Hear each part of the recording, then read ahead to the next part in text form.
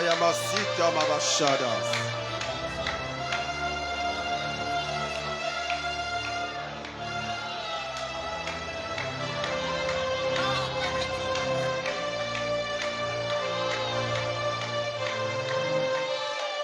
Hayasika Basantas.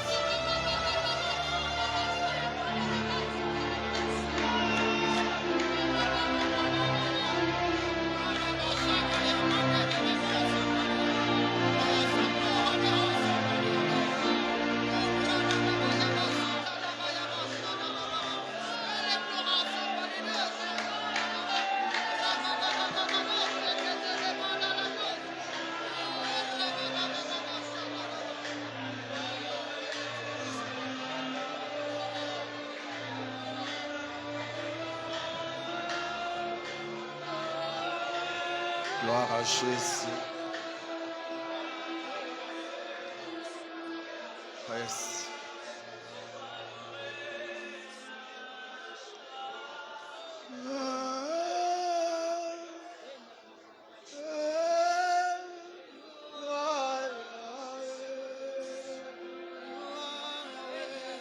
Sois debout.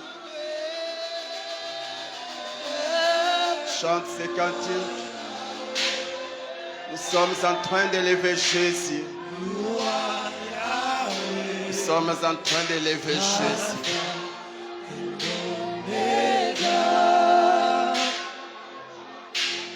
You are Yahweh, Alpha and Omega. You are Yahweh. You are Yahweh.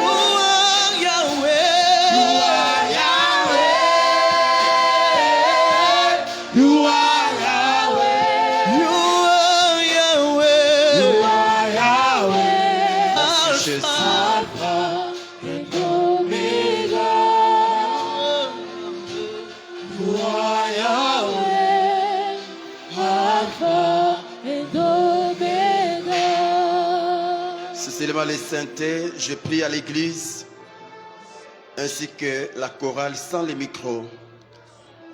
Chantons ces cantiques. Shayama Santas. Ouais.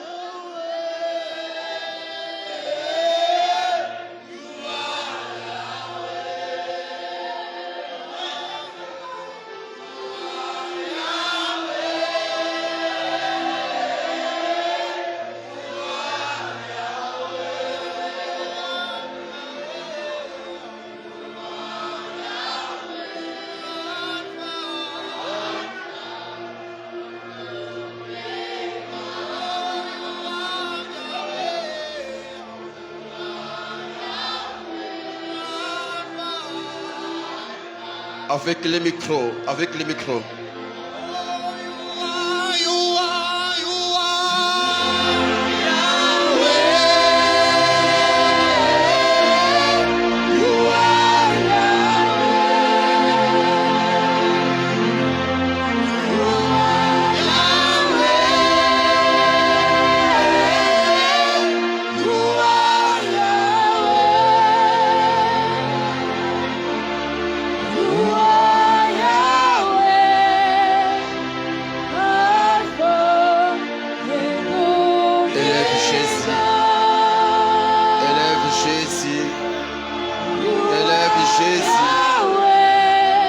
Ta voix, commence à élever Jésus. Commence à élever Jésus. Il est le Dieu vivant. Il est le sauveur de l'humanité. Il est le Dieu véritable. Il est le Dieu véritable. Il est le roi des rois. Il est le roi des rois. Jésus est le Seigneur des seigneurs. Jésus est le Dieu qui libère. Jésus est le Dieu qui guérit. Jésus est le Dieu qui change. Jésus est le Dieu qui ressuscite. Jésus est le Dieu qui bénit. Jésus.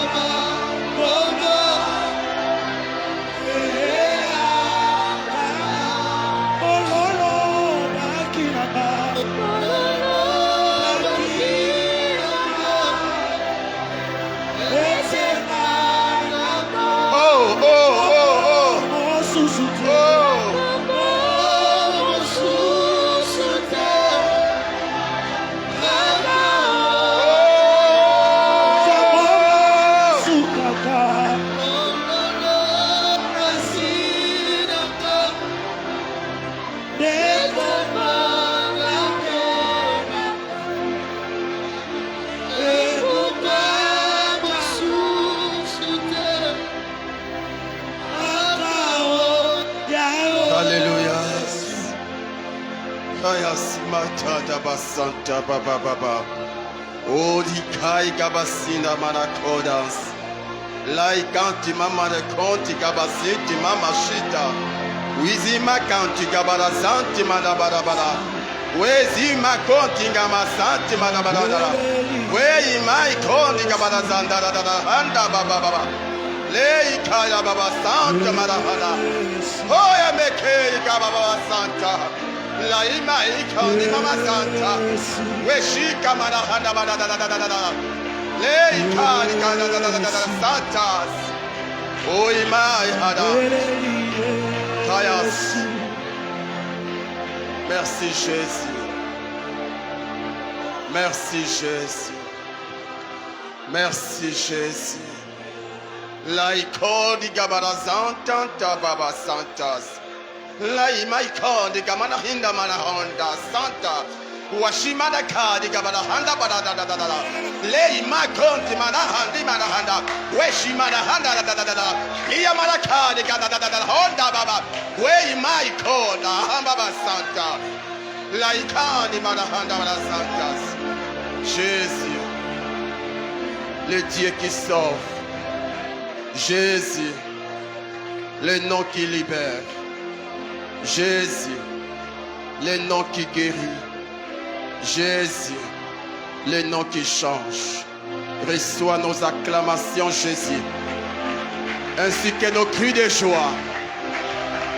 Nos acclamations ainsi que nos cris de joie. Woo! Merci Jésus. À toi l'honneur et la gloire. Au siècle des siècles. Gloire à Jésus. Actes chapitre 9. Actes chapitre 9, versets 1 à 12. Et les versets 17 à 18. Actes chapitre 9, 1 à 12, 17 à 18. Cependant Saoul, respirant, ou encore pendant Saul, respira encore la menace et le meurtre contre les disciples du Seigneur, s'est rendu chez les souverains sacrificateurs et lui demanda des lettres pour les synagogues de Damas, afin que s'il trouvait des partisans de la nouvelle doctrine, hommes ou femmes, il les amena liés à Jérusalem. Comme il était en chemin et qu'il approchait les Damas, tout à coup une lumière venant du ciel et resplendit autour de lui. Il tomba par terre et il entendit une voix qui lui disait: Saul, Saul, pourquoi me persécutes-tu? Il répondit: Qui es-tu, Seigneur? Et le Seigneur dit: Je suis Jésus que tu persécutes. Il te serait dur de regimber contre les aiguillons. Tremblant et saisi d'effroi, il dit: Seigneur, que veux-tu que je fasse? Et le Seigneur lui dit: Lève-toi, entre dans la ville, et on te dira ce que tu dois faire. Les hommes qui l'accompagnaient demeurèrent stupéfaits. Ils entendaient bien la voix, mais ils ne voyaient personne. Saul se releva de terre, et quoique ses yeux fussent ouverts, il ne voyait rien. On le prit par la main et on le conduisit à Damas. Il resta 3 jours sans voir, et il ne mangea ni ne but. Or, il y avait à Damas un disciple nommé Ananias. Le Seigneur lui dit dans une vision: Ananias. Il répondit: Mais voici, Seigneur. Et le Seigneur lui dit: Lève-toi, va dans la rue qu'on appelle la droite, et cherche dans la maison de Judas un nommé Saul de Tarse. Car il prit, et il a vu en vision un homme du nom d'Ananias, qui entrait et qui lui imposait les mains, afin qu'il recouvrât la vie. Ananias répondit. 17. Ananias sortit, et lorsqu'il fut arrivé dans la maison, il imposa les mains à Saul, en disant: Saul, mon frère, le Seigneur Jésus, qui t'est apparu sur les chemins par lesquels tu venais, m'a envoyé pour que tu recouvres la vie et que tu sois rempli du Saint-Esprit. Au même instant, il tomba de ses yeux comme des écailles, et il recouvra la vie. Il se leva et fut baptisé. Amen. Salut ton frère, salut ta sœur avant de t'asseoir.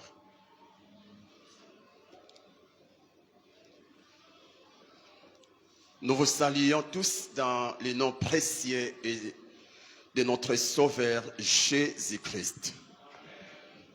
Nous te saluons aussi, toi qui nous suis en ligne. Que le Seigneur te bénisse. Comme d'habitude, tu peux partager ces messages. Et pourquoi ne pas commenter? Le Seigneur te bénira. Amen, amen. Gloire au Seigneur. Ce matin, par la grâce de Dieu, nous allons clôturer nos enseignements sur les avantages d'être chrétien. Les avantages d'être chrétien. Ce n'est pas que nous avons tout donné, non. Mais le Saint-Esprit nous a convaincus de nous arrêter par ici pour passer à autre chose. Alléluia. Alléluia. Qui a été béni par ces enseignements. Que le Seigneur te bénisse. Les avantages d'être chrétien. Pendant presque 1 mois, nous avons vu 6 avantages. 6 avantages. Le premier avantage, c'est la vie éternelle. La vie éternelle. 1 Jean chapitre 5, verset 13, la Bible dit, je paraphrase, vous avez la vie éternelle, vous qui croyez au Fils de Dieu. Toute personne qui a Jésus dans sa vie a un avantage appelé la vie éternelle. Est-ce que tu crois que tu as la vie éternelle? Tu dois le croire. Amen, amen. Deuxième avantage, c'est le statut d'enfant de Dieu ou la position d'enfant de Dieu. Jean chapitre 1, verset 12, la Bible dit, à tous ceux qui l'ont reçu, à ceux qui croient en son nom, il leur a donné le pouvoir de devenir enfants de Dieu. En Jésus-Christ, nous avons un avantage appelé les statuts d'enfants de Dieu. Troisième, c'est le Saint-Esprit. J'aime ça, le Saint-Esprit. Le Saint-Esprit, quand tu donnes ta vie à Jésus, le Père et le Fils forment une seule personne appelée le Saint-Esprit et ils viennent habiter en toi. Tu as le Saint-Esprit. Le Saint-Esprit est un don que Dieu a donné à quiconque a Jésus dans sa vie. Est-ce que tu le crois? Amen, amen. Tu es la maison de Dieu, tu es le temple de Dieu. Dieu marche avec toi, Dieu vit avec toi. Partout où tu es, Dieu est avec toi. Tu dois le croire. Et tant qu'il sera avec toi, il ne peut t'abandonner. Il sera toujours là pour te secourir, pour te protéger, pour te booster et pour te permettre d'aller au ciel. Amen, amen. Quatrième avantage, la faveur de Dieu. La faveur de Dieu.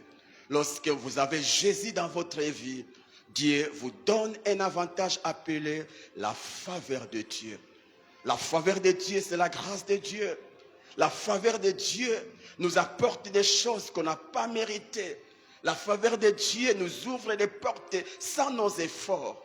Mes frères et sœurs, tu dois toujours désirer la manifestation de la faveur de Dieu dans ta vie. Quand la faveur de Dieu est sur toi et qu'elle se manifeste, mes frères, tu ne vas plus forcer. Là où les autres forcent, toi tu ne forceras plus. Là où les autres prient, ils gênent pour avoir la dimension, mais toi tu ne prieras pas beaucoup. Parce que ta force n'est pas fondée sur tes efforts, mais sur la faveur de Dieu. Amen, amen. Est-ce que tu crois que tu as la faveur de Dieu? Gloire au Seigneur. Cinquième chose, c'est la supériorité sur tous nos ennemis. Lorsque nous avons Jésus dans nos vies, Dieu nous donne un avantage appelé la supériorité. En d'autres termes, le pouvoir. Le pouvoir sur tous nos ennemis. Sixième chose, c'est l'amour de Dieu. Dieu nous aime. Jean chapitre 16, verset 27, la Bible dit, là je paraphrase, le Père lui-même vous aime parce que vous m'avez aimé. Parce que vous m'avez aimé. Comme l'avons dit, il ne s'agit pas de l'amour dont nous parle Jean chapitre 3, verset 16. Là, c'est l'amour d'un créateur envers ses créatures. Mais ici, il s'agit de l'amour d'un père envers ses fils. Alléluia. C'est la haute dimension. Alléluia. Dieu nous aime. Dieu nous aime. L'amour que Dieu porte pour toi, mon frère, ma sœur, c'est un amour que personne sous le soleil ne peut manifester en ta faveur. Dieu t'aime. Et vous savez tous que l'amour n'abandonne pas les siens. L'amour protège, l'amour soutient, l'amour cherche l'intérêt de l'autre. Voyez, quand Jésus était à la croix, il était abandonné de ses disciples, mais à cause de l'amour du Père, le Père l'a ressuscité. Quel que soit là où le monde t'a placé, parce que l'amour de Dieu est sur toi, tu finiras par t'en sortir. Amen, amen. Je croyais que tu allais dire amen. Amen. Alors pour aujourd'hui, nous allons clôturer par cet avantage. Le voici. Le pouvoir de guérir les malades. Un autre avantage que nous avons lorsque nous donnons nos vies à Jésus, c'est le pouvoir de guérir les malades. Marc chapitre 16, verset 17, partie A. La Bible dit, voici les miracles qui accompagneront ceux qui auront cru en mon nom. Verset 18, partie C. Ils imposeront les mains aux malades et les malades seront guéris. Voici les miracles, les surnaturels, les signes qui accompagneront ceux qui croiront en Jésus. Au nom de Jésus, ils imposeront les mains aux malades et les malades seront guéris. Seront guéris. Notre foi en Christ nous a donné un avantage appelé le pouvoir sur la maladie. Le pouvoir sur la maladie. Un pouvoir qu'aucun produit pharmaceutique ne possède.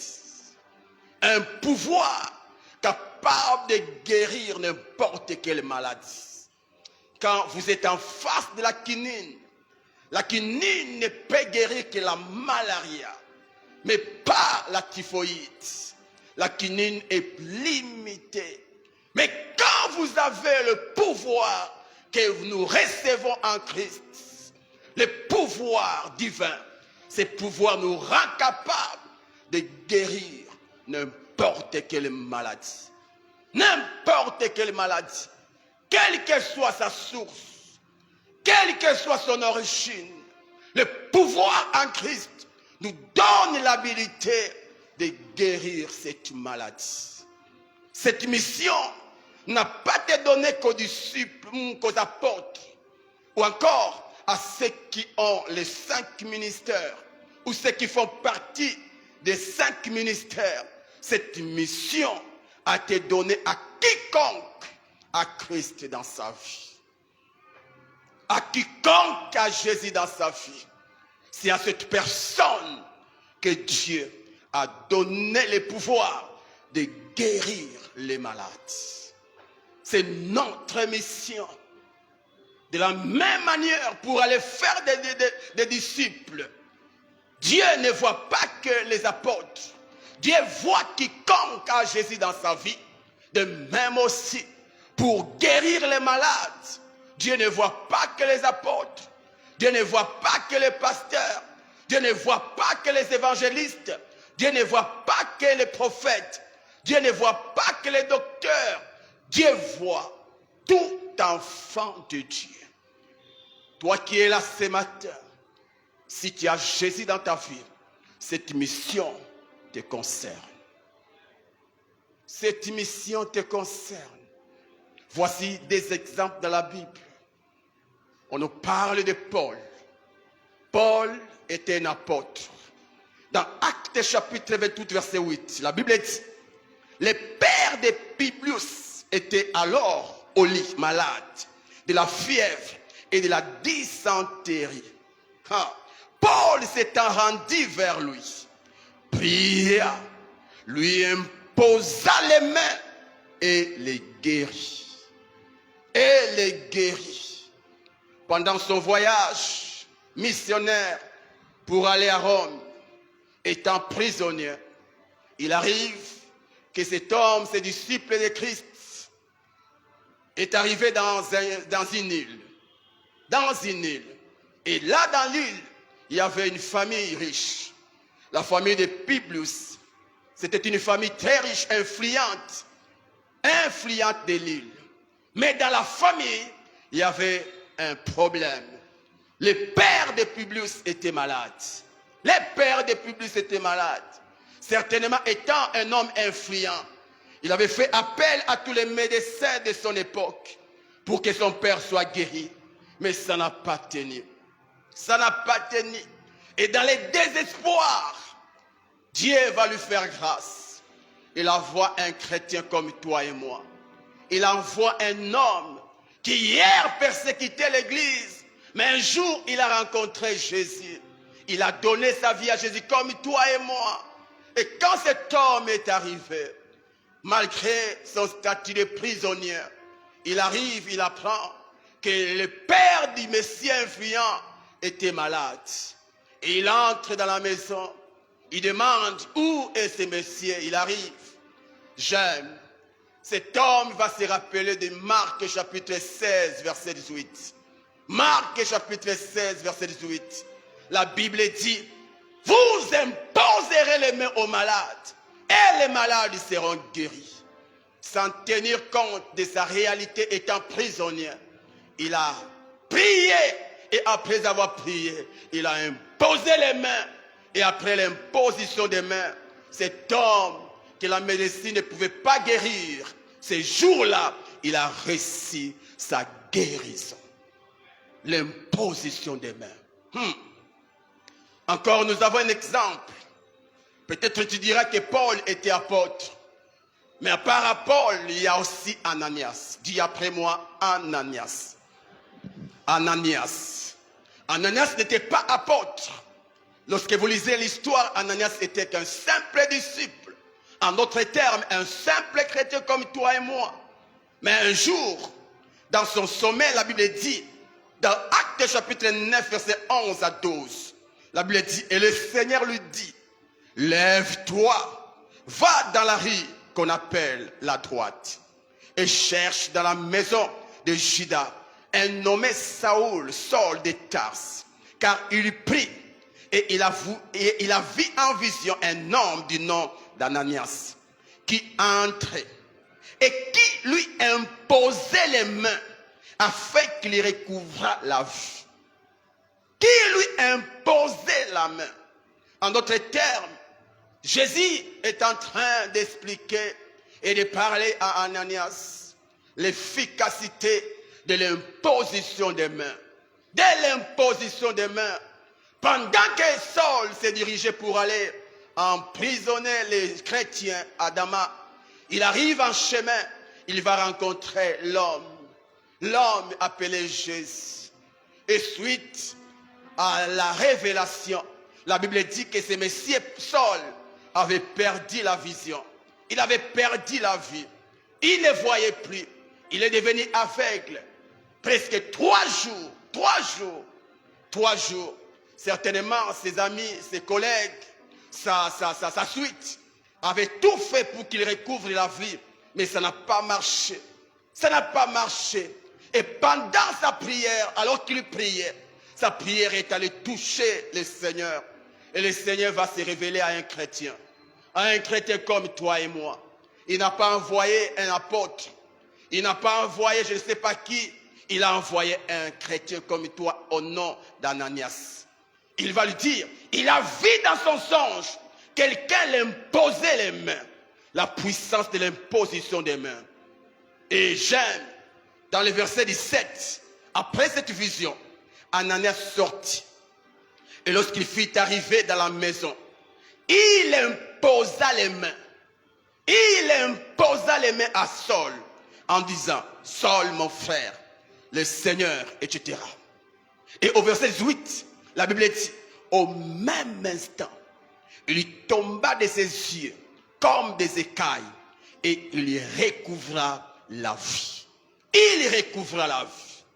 Ce que la médecine était incapable de faire, ce que la médecine ne pouvait pas faire, l'imposition des mains l'a fait. Cet homme n'a pas cherché l'onction apostolique pour imposer les mains. Cet homme a juste écrit en ce que Dieu et Jésus dit dans Marc chapitre 16, verset 18. Le fait de croire en Jésus te donne le pouvoir de guérir les malades. En réalité, tout enfant de Dieu est un médecin divin. Je ne dis pas un médecin spirituel, car même les Ngangaki sont des médecins spirituels, mais ils ne sont pas des médecins divins. Tout enfant de Dieu est un médecin divin. Et ce que j'aime, dans cette médecine, il n'y a pas de particularité, il y a la généralité. Donc tu es un médecin généraliste qui est capable de toucher à tout, qui est capable de guérir n'importe quelle maladie. Tu ne maîtrises pas que la pédiatrie, tu ne maîtrises pas que la gynécologie, je ne sais pas, mais tu maîtrises toute forme de maladie.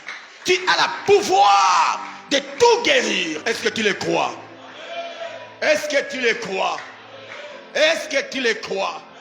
Ah, j'aime cet avantage. Mes frères et sœurs, vous savez quoi? Dieu sait que l'instrument que le diable utilisera après sa mort pour détruire l'humanité c'est la maladie. Plusieurs personnes meurent et d'autres même sont incapables de réaliser les rêves juste parce qu'ils ont été frappés par ce qu'on appelle la maladie. La maladie limite l'homme. La maladie rend l'homme impuissant. La maladie rend l'homme incapable. La maladie tue l'homme avant le temps de Dieu.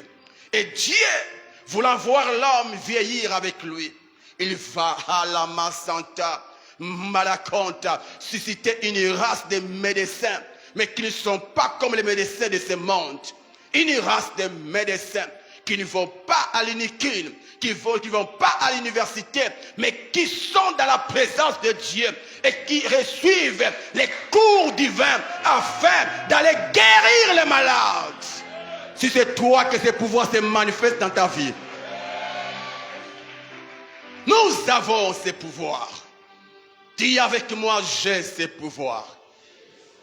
J'ai ces pouvoirs. Mes frères et sœurs, tous les malades à tes côtés, la personne que Dieu a choisie pour leur guérison, c'est toi. Vous savez, mes frères, l'obéissance vaut mieux que le sacrifice. L'obéissance vaut mieux que les résultats. Ce qui importe, ce n'est pas d'abord les résultats, mais c'est l'obéissance. Écoutez, notez bien. Ces pouvoirs qui est en nous, ne s'opèrent pas parce que nous avons imposé les mains.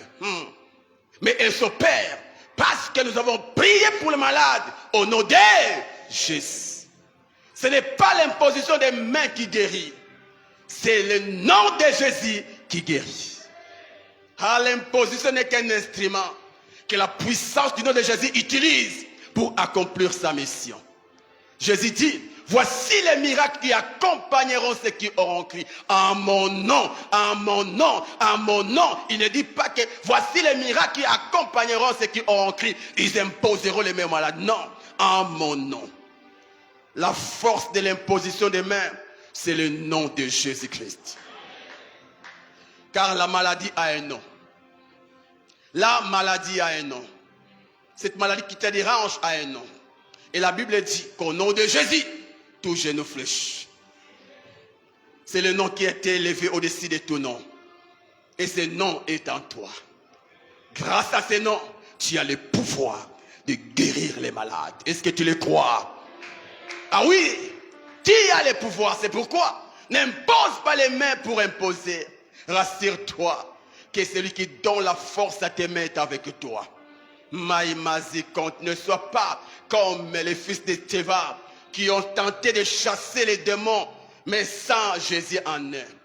Pareil aussi, n'impose pas les mains pour imposer. L'efficacité n'est pas dans les mains, mais c'est dans le nom de Jésus. C'est pourquoi vous allez remarquer, malgré cette mission d'imposition qui nous a été donnée par Jésus, vous allez remarquer dans la Bible que la plupart des miracles, la plupart des guérisons que Dieu a opérées par les apôtres n'étaient pas par imposition des mains, mais étaient au nom de Jésus-Christ. Il a dit, vous imposerez les mains aux malades. Mais quand notre frère Pierre arrive devant la temple, il voit un boîtier. Cet homme n'a pas imposé les mains. Mais cet homme a juste dit, je n'ai ni argent, ni or à te donner, mais ce que j'ai. Au nom de Jésus-Christ, lève-toi et marche. Sans l'imposition des mains, mais parce qu'il y avait la fondation. Cet homme s'est tenu debout et il a commencé à marcher. Un jour, pendant que Pierre prêchait l'évangile, il y avait un disciple, un chrétien, appelé Aîné. Il était là, en train de suivre l'évangile comme toi et moi. Et cet homme, Pierre, n'a pas imposé les mains sur Aîné. Il a juste dit, Aîné, Jésus te guérit. C'est le nom de Jésus qui guérit. C'est le nom de Jésus qui guérit. Merveilleux Jésus-Christ. Amen, amen. Alléluia. Est-ce que tu crois que tu as ce pouvoir? Écoutez. La part des responsabilités de Dieu, c'est de guérir. Ta part des responsabilités, c'est d'obéir. Voici ta part de responsabilité. Premièrement, Tu dois croire que tu as ce pouvoir en toi. Parce que la personne qui a parlé ne ment jamais. Tu dois croire. Tu n'as pas besoin d'aller à Mangengenge et prier pendant 100 jours pour croire que tu as ce pouvoir. La condition pour avoir ce pouvoir, ce n'est pas le jeûne, ce n'est pas la prière, ni encore la sanctification, mais c'est la foi en Jésus-Christ. Parce que tu as cru en Jésus, crois que tu as ce pouvoir. Crois. À la marchetance. Jésus n'est pas un homme pour mentir, ni encore un fils de l'homme pour se repentir. Ce qu'il dit, c'est ce qui arrive. Quand il dit, voici les miracles qui accompagneront ceux qui auront cru en mon nom. Ils imposeront les mains aux malades. Crois. Crois que tu as ce pouvoir. Dieu ne ment jamais. Et parce que Dieu ne ment jamais, je crois. Jésus ne ment jamais. Les hommes passeront, la terre passera, le ciel passera, mais la parole de Dieu ne passera jamais. Et dans Isaïe dit, ma parole est comme la pluie.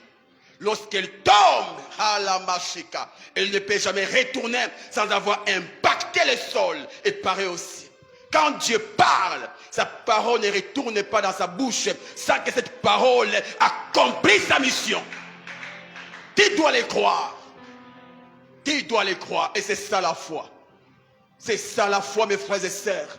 Aujourd'hui, tu es là parce que tu crois en la parole. Tu es là parce que tu crois en la parole. Ceux qui ne croient pas en la parole ne sont pas là. Ils sont dans le bouddhisme. Ils sont dans. Mais si tu es là, parce que tu crois en la Bible. Et la Bible dit, tu as le pouvoir de guérir les malades. Et même un bébé spirituel qui n'a qu'un jour dans le Seigneur a ce pouvoir. A ce pouvoir. Notre frère, le diacre appelé Philippe, l'avait compris. Philippe n'était pas apôtre, c'est après qu'on l'a appelé évangéliste, suite au travail qu'il avait accompli. Mais ce monsieur n'était pas apôtre.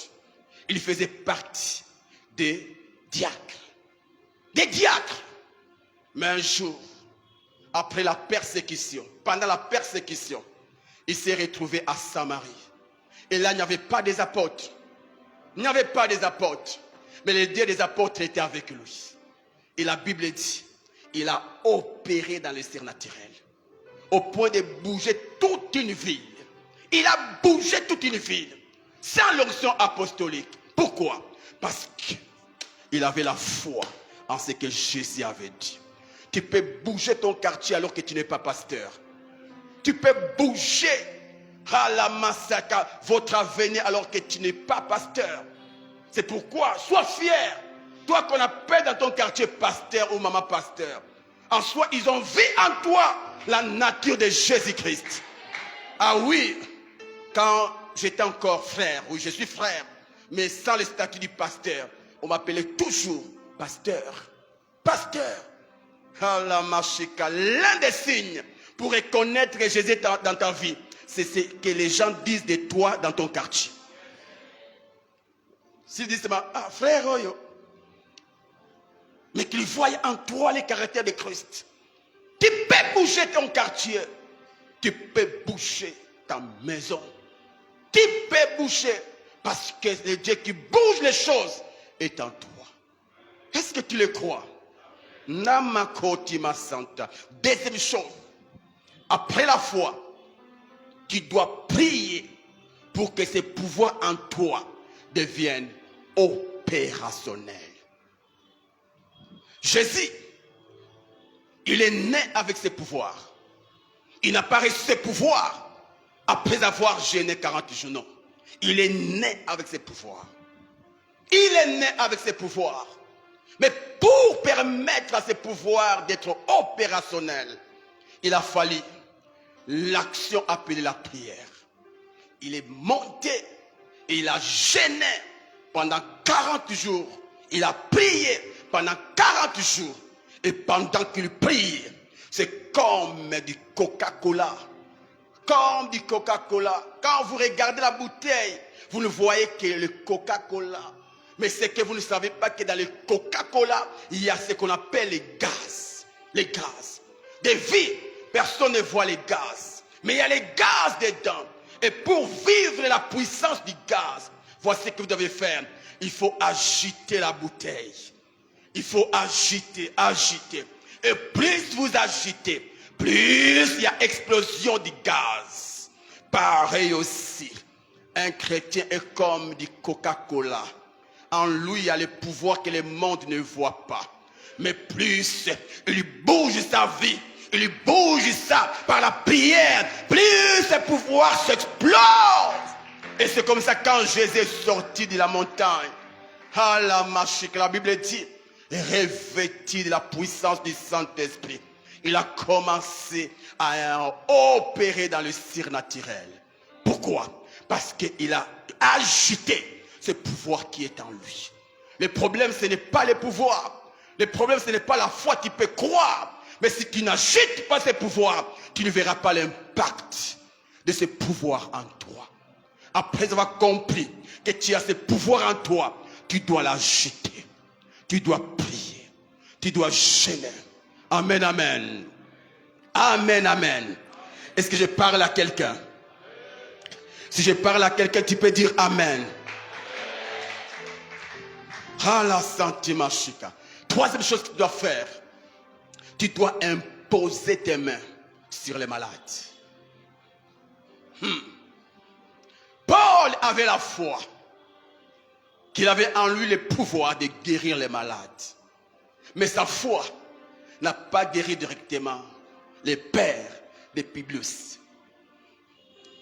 N'a pas guéri directement les pères de Publius. En toi, bien-aimé, la foi ne se manifeste que lorsqu'il y a un instrument. Lorsqu'il y a un instrument, la foi cherche toujours un canal. Sans un canal, il n'y a pas de manifestation de la foi. Tu as la foi que tu as le pouvoir de guérir les malades. Mais tu dois permettre à ta foi, tu dois canaliser ta foi. Tu dois canaliser la puissance de ta foi en imposant les mains. C'est là où Jésus dit, ils imposeront les mains malades. Voici les miracles qui accompagneront ceux qui auront cru. Il y a la foi. Mais après la foi, ils imposeront les mains aux malades. Tu peux avoir la foi. Mais si tu ne l'imposes pas, tu ne verras pas l'efficacité de ta foi. Tu dois imposer. C'est important. C'est pourquoi même Jésus, on a vu Jésus prier pour les malades. On a vu Jésus. Je me rappelle encore, là c'est moi. Son père adoptif est mort. Et je ne sais pas. Il est mort avant que Jésus soit revêtu ou après. Je ne sais pas. Mais ce qui est vrai pour moi, il est mort avant que Jésus soit revêtu. Vous voyez, Jésus avait le pouvoir en lui. Mais malgré ses pouvoirs, son père adoptif est mort. Pourquoi? Parce que le pouvoir n'était pas en action. N'était pas en action. C'est comme l'histoire de Lazare. Jésus était devant la tombe. Malgré sa présence, Lazare est resté dans la tombe. Il est resté dans la tombe. Il a fallu que Jésus entre en action. Lazare, sors!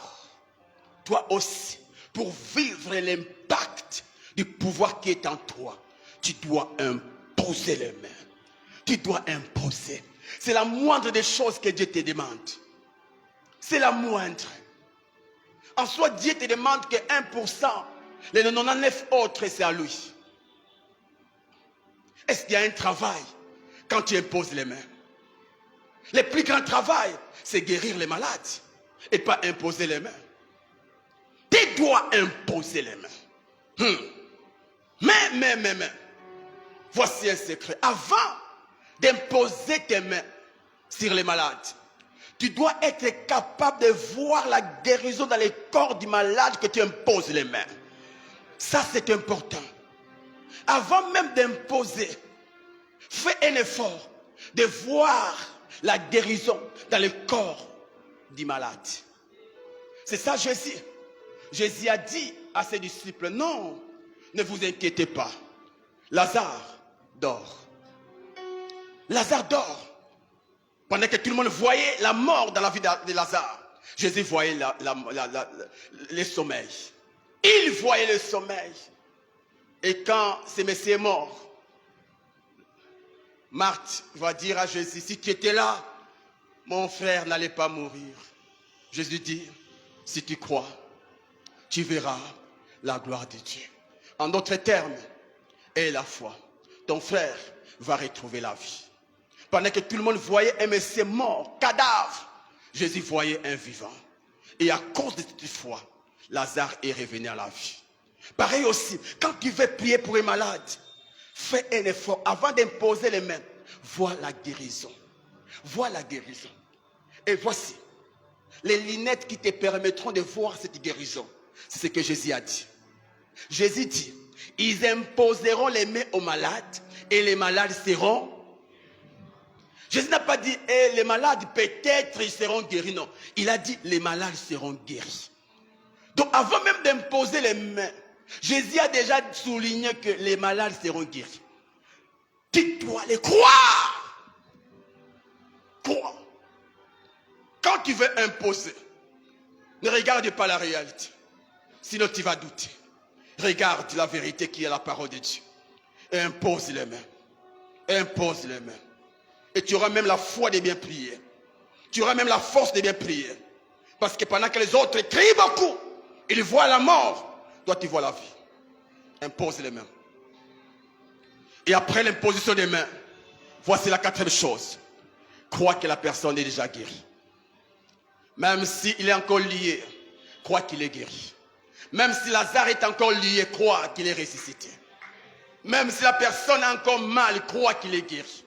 Parce que la personne qui a fait la promesse n'est pas un homme pour mentir, ni un fils d'homme pour se repentir. C'est que j'aime. Jésus n'a pas conjugué les verbes guérir au temps présent mais au temps futur. C'est pour dire quoi? Même si présentement il n'y a pas de guérison, crois qu'au temps futur, la personne témoignera la main de Dieu. Ah la machika, c'est ce que Dieu va faire ce matin. C'est ce que Dieu va faire ce matin. C'est ce que Dieu va faire ce matin. J'ai terminé mon message. Laïka de Gabasanta.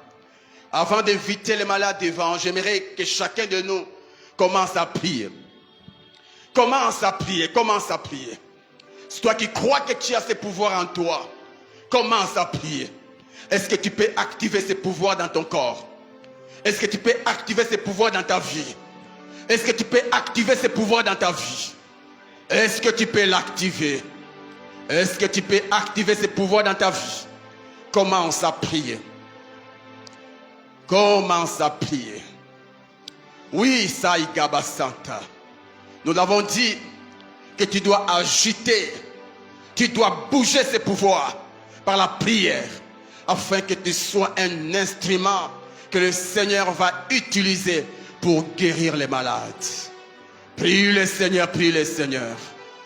Ces malades dans ta famille, tu es la personne que Dieu a envoyée pour sa guérison. Toi qui es entouré de personnes malades, c'est toi le médecin que Dieu a choisi pour leur guérison.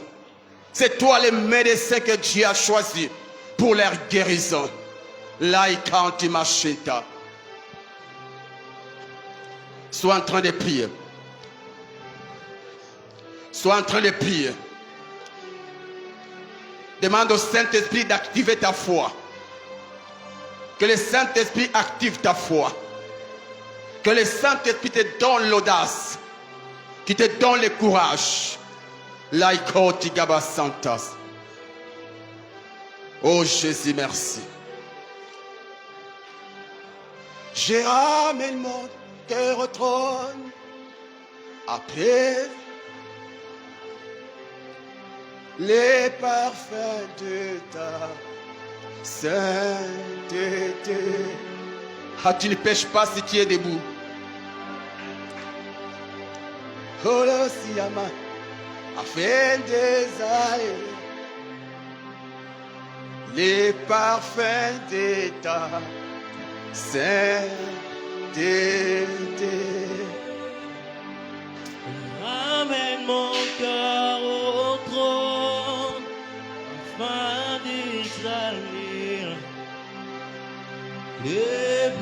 parfum de ta sainteté. Je ramène, je ramène le parfum de ta sainteté. Oh, je ramène mon cœur, je ramène, oui, je ramène mon cœur au trône. Oui, je ramène. Amenez-moi là où tu es. Amenez-moi là où tu es. Voilà. Les parfaits d'état. Gloire au Seigneur.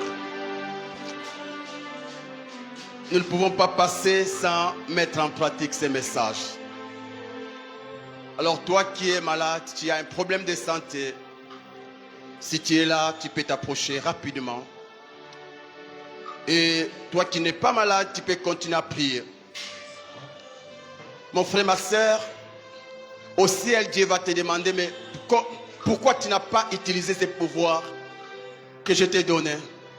Voici tous ces malades qui sont morts parce que toi, tu n'as pas mis en pratique les pouvoirs que je t'ai donnés. Prie au Seigneur, prie le Seigneur, que le Seigneur te donne la force d'aller prier pour les malades.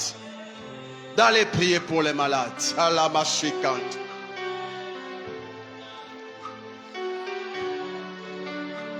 Je ramène mon cœur afin de saluer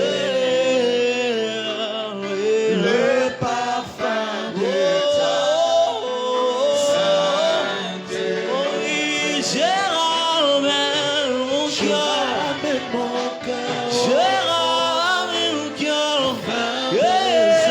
je ramène mon cœur au trône.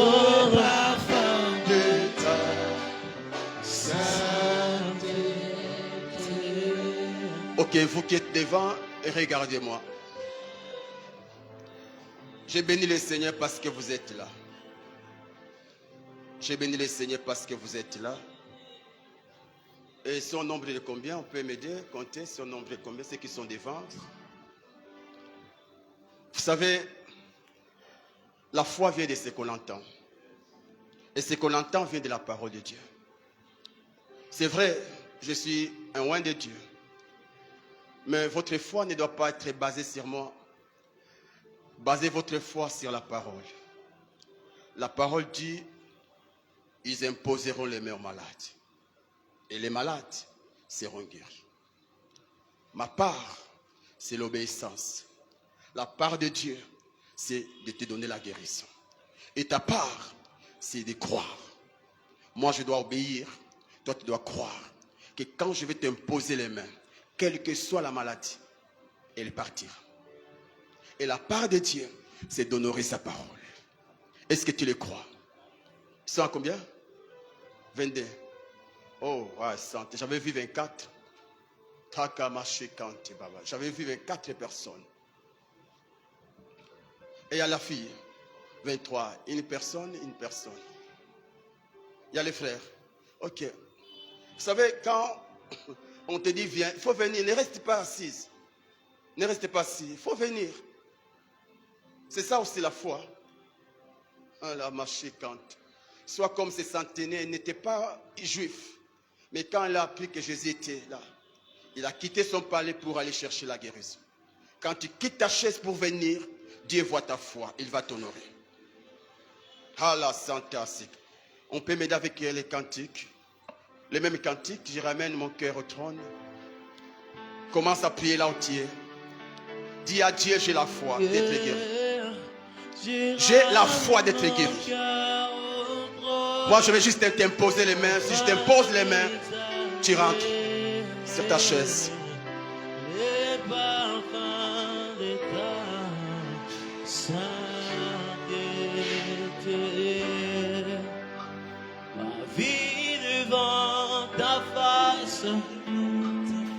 afin d'exhaler le parfum de ta sainte. Oh oui, je ramène mon cœur, je ramène, je ramène mon cœur,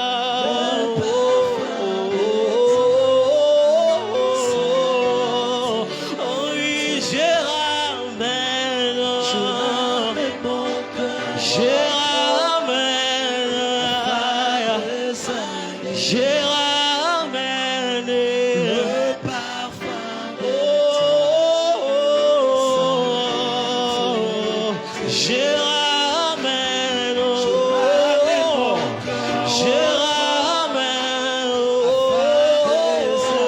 je ramène mon cœur, yeah, yeah, yeah. Je ramène mon cœur, je ramène, je ramène le parfum. Je ramène mon cœur, je ramène,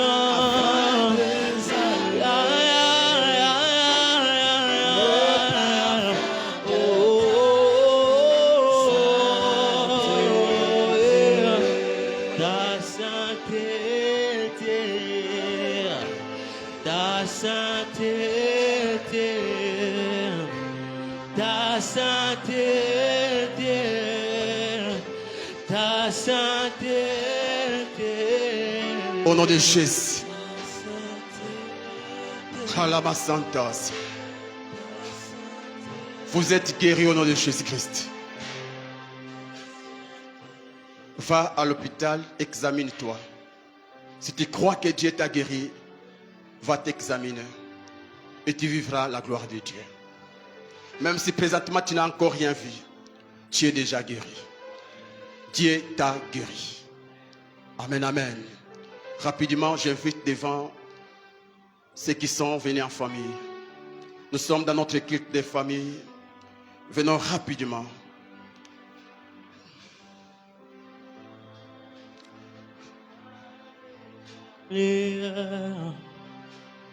Le parfum de ta sainteté.